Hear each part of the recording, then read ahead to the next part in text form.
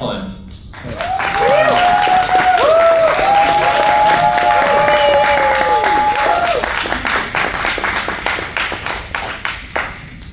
Mind over matter.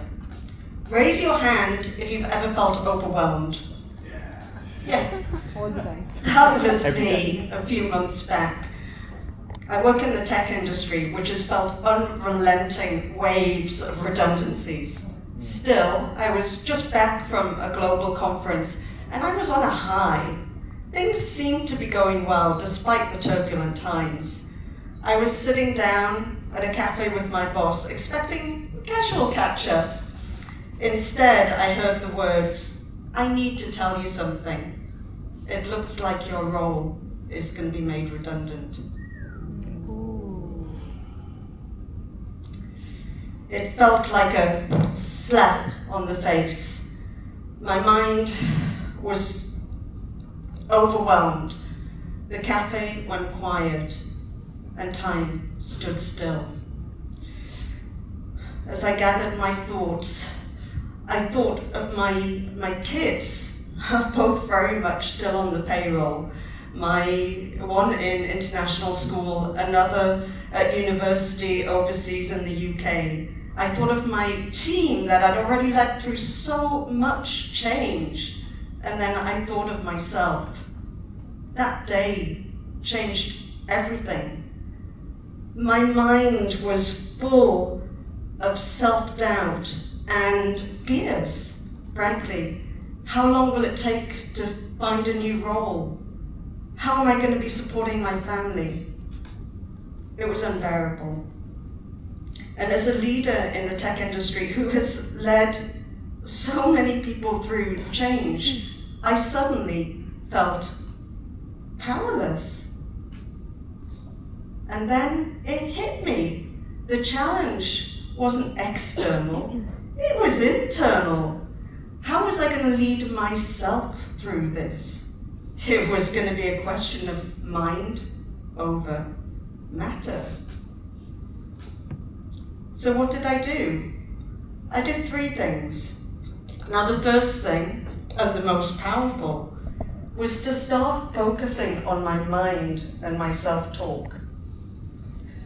So I embarked on a journey, and the first thing I did was to actually work with Irina Ishvali, who's here in the audience today, to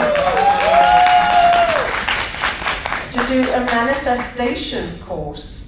And through this manifestation course, I was able to visualize a new future with my dream job, my dream home in Lake Como, next to George Clooney's, of course,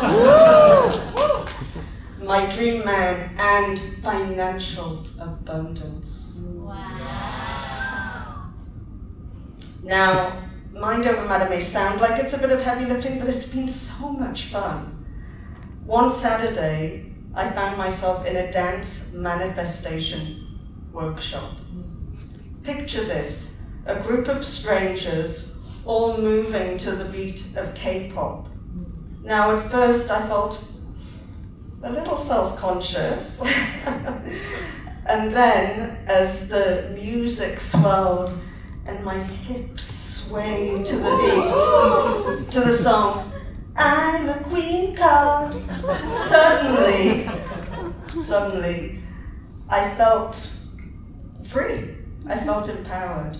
And I could suddenly visualize a future for myself with a clarity that made me realize the unlimited potential within me. Now the second thing I did was to focus on my physical and mental health. So they say a healthy body is a healthy mind. So I started to flex a new muscle. Ooh. And committed to daily 7:15 a.m., yes, 7:15 a.m. Pilates classes every day. Thank you. Daily walks and meditation.